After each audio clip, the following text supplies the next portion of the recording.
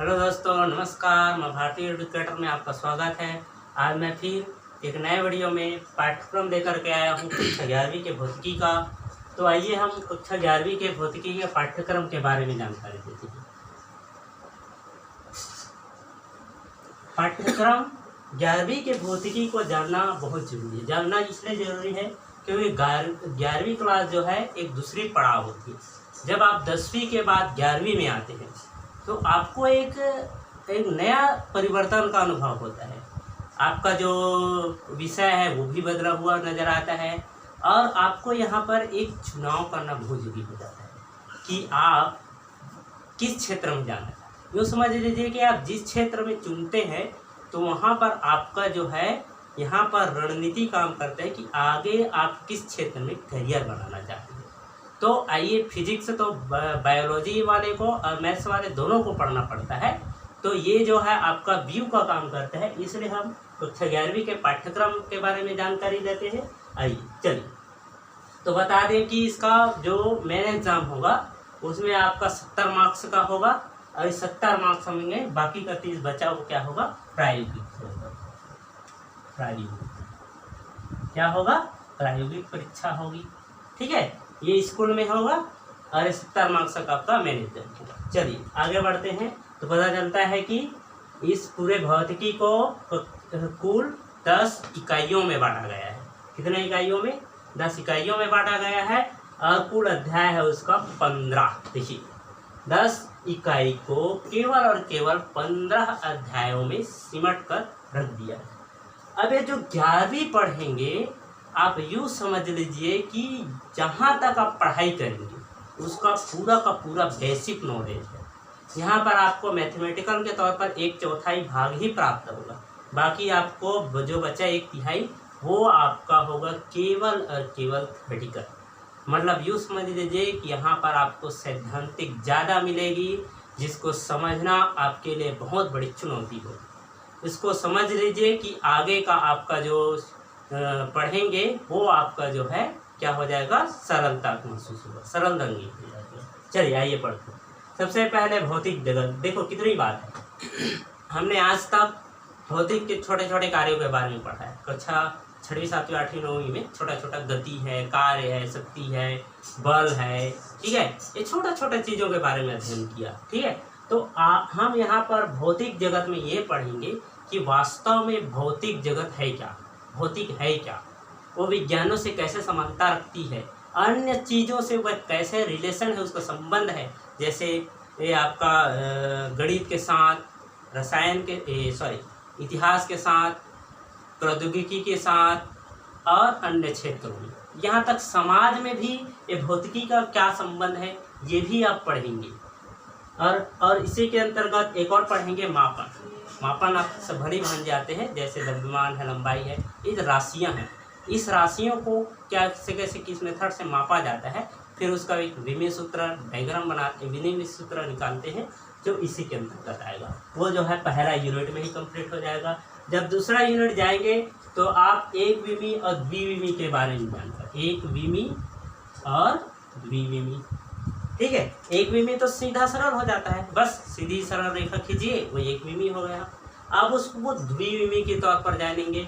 ठीक है, द्विविमी में आपको अदिश राशि, सदिश राशि, उनका निरूपण, फिर उनका गुणा वगैरह करेंगे और इसी में आपको एक छोटा सा मिलेगा अवकलन समाकलन के बारे में छोटा सा जानकारी प्राप्त होगा। ठीक है, आपको छोटा सा बेसिक केवल ही बताएंगे कि अवकलन क्या होता है और समाकलन क्या होता है। 1-2 प्रश्न सरल सरल हल कर दिया जाएगा ताकि आपके आने वाले जो 12वीं के लिए है थोड़ा सा न्यू बन सके, पिलर के। चलिए आइए थर्ड यूनिट चले जाते हैं। थर्ड यूनिट में आपको केवल 5 अध्याय है। अध्याय नंबर 5 में इसमें गति के बारे में अध्ययन करेंगे। गति के बारे में थोड़ा सा जानते ही हैं, गति क्या है, कितना प्रकार का होता है, पूरा प्रकार पढ़ेंगे। फिर अलग अलग चीज गति का अलग अलग रूप देखेंगे। ठीक है, तो उसमें आपको ये संपूर्णता के साथ अध्ययन करने को मिलेगा। फिर आगे चलते हैं तो चौथा यूनिट प्राप्त होता है। इस चौथे यूनिट में केवल एक ही अध्याय है जो कि 6 नंबर का है। 6 अध्याय में कार्य पढ़ेंगे, कार्य क्या होती है, ऊर्जा क्या होती है। ठीक है, स्थितिज ऊर्जा, गतिज ऊर्जा और अन्य जो भी ऊर्जाएं होगी। ठीक है, और फिर शक्ति के बारे में पढ़ेंगे। ठीक है, चलिए, और इन तीनों के बीच रिलेशन ही होती है, उसके बारे में भी आपको संपूर्णता से अध्ययन करने को मिलेगा। अध्याय नंबर 5 में आप जाएंगे तो यहाँ पर 7वें अध्याय नंबर का मिलेगा। 5वें इकाई में 7 अध्याय कणों का निकाय। कणों का निकाय होता है, बिल्कुल होता है, कण का निकाय होता है।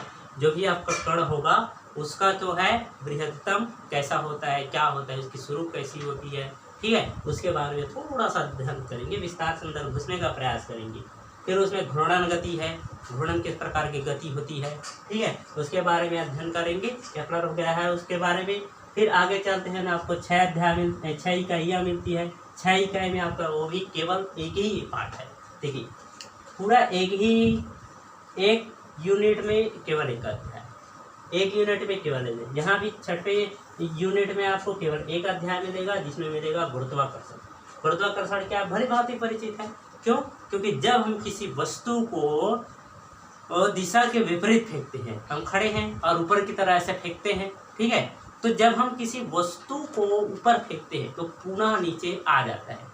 तो ये भी एक गुरुत्वाकर्षण ही है, ठीक, आकर्षित होती है किस तरह, पृथ्वी की तरफ। पृथ्वी गुरुत्व की भांति ही व्यवहार करता है, ये समझेंगे। आगे इसी में पढ़ेंगे कि वास्तव में गुरुत्वाकर्षण होता क्यों है और कैसे होता है, ठीक है। तो क्या इसमें आपका एक प्रश्न जरूर आता होगा, क्या हम नीचे से फेंकने वाले हर वो वस्तु आ सकता है जो जितनी ज़्यादा दूरी तक फेंकी जा सकती है? नहीं, एक निश्चित उसका भी एक दूरी होता है, जहाँ तक किसी वस्तु को फेंकने पर ही वो नीचे आएगा, अथवा उस रेंज से, जिस क्षेत्र से वो बाहर चला जाएगा। अगर उससे अधिक दूरी तक हम फेंके जाएंगे तब वह जो है वहीं पर घूमता रह जाएगा, वो नीचे नहीं आएगा। चलिए आगे बढ़ते हैं। तो इकाई नंबर 7 में आते हैं, जिसमें 3 अध्याय हैं। तीनों अध्याय में ठोस, 9, 10 और 11 अध्याय। इसमें ठोस का और तरल का, ठोस और तरल का यांत्रिकी गुण पढ़ेंगे। यंत्र के रूप में इसका क्या क्या गुण का महत्व है, क्षेत्र के बारे में। फिर पदार्थों का ऊष्मीय प्रभाव पढ़ेंगे। पदार्थों का ऊष्मीय प्रभाव, पदार्थ के ऊपर ऊष्मा का किस प्रकार से प्रभाव पड़ता है, इस विस्तार से जाने का प्रयास करेंगे। फिर आपको उसी में ऊर्जा, ऊष्मा का संचरण होता है, किसमें किसमें ऊष्मा का संचरण होता है, चालन होता है, संवहन होता है, विकिरण होता है, ऊष्मा की चालकता होती है, कृष्णपिंड होता है, ठीक है, उसके बारे में थोड़ा सा विस्तार से अध्ययन करेंगे, ठीक है। फिर इसी में आपको 1-2 बीन्स का, स्टीफन का एक समीकरण पढ़ने को मिलेगा, जो कि बहुत इंपॉर्टेंट है आगे चलकर, ठीक है। आगे जब फिजिक्स में जो भी आप करियर बनाना चाहते हैं वो उसी के अंतर्गत उसमें आपको विस्तार से अध्ययन करने को मिलेगा। आगे चलते हैं तो आपका 8वां यूनिट आता है, 8वां इकाई, जिसमें आपका 12 अध्याय है। 12वां नंबर का अध्याय, जिसमें आप ऊष्मागतिकी के बारे में अध्ययन करेंगे। ऊष्मागतिकी क्या है, ठीक है, रुद्धोष्म ऊष्मा क्या है, उसमें प्रसार किसमें किसमें होता है, ठीक है, इसे ऊष्मी का प्रसार के रूप में पढ़ेंगे, ठीक है। आगे चलते हैं तो 9वीं इकाई में आते हैं। 9वां इकाई में केवल 13 है, गैसों के अणुगतिकी सिद्धांत। गैस में अणु का कैसा सिद्धांत। देखो, अणु तो सब में होता है, ठोस में भी होता है, गैस में होता है, और किस में होता है, तरल में भी होता है। बस इसका ये रहता है कि ठोस में ज़्यादा पास होता है और तरल में थोड़ा सा पास होता है, और गैस में थोड़ा सा और ज़्यादा होता है, ठीक है। ठोस में ज़्यादा पास, उससे कम पास आपका तरल में होता है, और गैस में जो है उस ज़्यादा मात्रा में दूर होता है। तो इसी के बारे में अध्ययन करेंगे। फिर अंतिम है आपका 10वां नंबर का इकाई, जिसमें 2 अध्याय है, दोलन और तरंग। दोलन वही है, दोलन का मतलब होता है दोलित कराना, ठीक है, ऑस्किलेट कराना। किसी एक रस्सी में किसी पत्थर को बांध दीजिए और लटका दीजिए कुछ ही दूरी तक, आप वहाँ पर उसको कीजिए तो वो जो है धीरे धीरे अपना ऐसे रोटेट करते जाएगा, कुछ इस तरह से बना रहेगा। ऐसे करके यहाँ पर बांध दीजिए, बांधने पर ये ऐसे ऐसे ऐसे ऐसे रोटेट होगा, इसको दोलन कहते हैं। फिर तरंग पढ़ेंगे 15 अध्याय में, जो अंतिम अध्याय है। तरंग के बारे में पढ़ेंगे, जो आपका समुद्र में होता है ना, वही लहर, वही तरंग के रूप में कार्य करता है। तो तरंग के रूप में कैसे कार्य करता है, कुछ इस तरह से आपको चैनल दिखाई देता है, ठीक है। इसके बारे में अध्ययन करेंगे, वो अंतिम अध्याय है। अब ये तो हो गया हमारा पाठ्यक्रम की चर्चा। इस पाठ्यक्रम में कुल इकाइयों के बारे में, अध्याय के बारे में पढ़ेंगे, उसके अंतर्गत क्या क्या टॉपिकें दी गई है ये विस्तार से जानेंगे। उसके बाद इसमें अंकों का विभाजन होगा, ठीक है, अंकों का विभाजन होगा, ताकि हम किस चीज़ को अधिकता से अधिकता पढ़ने का प्रयास करें और किस चीज़ को थोड़ा सा कम ध्यान दें। चलिए आइए बात, पहली से 3 यूनिट को, पहले से 1, 2, 3 यूनिट को वो मार्किंग किया गया है। कितना मार्किंग किया गया है उसमें? तो उसमें लगभग 23 मार्क्स। कितना मार्क्स का? 23 मार्क्स का मार्किंग किया गया है। अगला जो 4 से लेके 6 तक है, 4 से 6 तक है, वो जो लगभग 17 मार्क्स का है। कितना है? 17 अंक का है ये, ठीक है। अगला जो 7 से 9 है, 7 से 9 देखो 3 अध्याय को बांट, 3 इकाई को बांटा है। 1 से 3 इकाई 23 अंक का, 4 से 6 इकाई 17 अंक का, और 7 से 9 इकाई 20 अंक का, ठीक है। अंतिम में आपका अगला है 9 से 12 इकाई नंबर 10, केवल 10 ही बचा। इकाई नंबर 10 जिसको बांटा गया है केवल 10 मार्क्स, केवल 10, ठीक है। ये कुल इकाइयों को बांटा गया है। पहली से तीसरी इकाई आपका 23 अंक का, 4 से 6 इकाई 17 अंक का, 7 से 9 इकाई 20 अंक का, और 10 इकाई आपका कुल 10 नंबर का पूरा जोड़ने पर ये तो हो गया, कितना हो गया? 40, 60 और 10 70। इस तरह से आपका ये पाठ्यक्रम भौतिकी का पूरा होता है। आगे के वीडियो में आपको हम पूरा अध्यायवार चालू करेंगे, स्टार्ट करेंगे। भौतिक जगत में से शुरुआत हो चुका है, आगे हम उसके तरफ काफ़ी बचे जिसके बारे में विस्तार से अध्ययन करेंगे। धन्यवाद।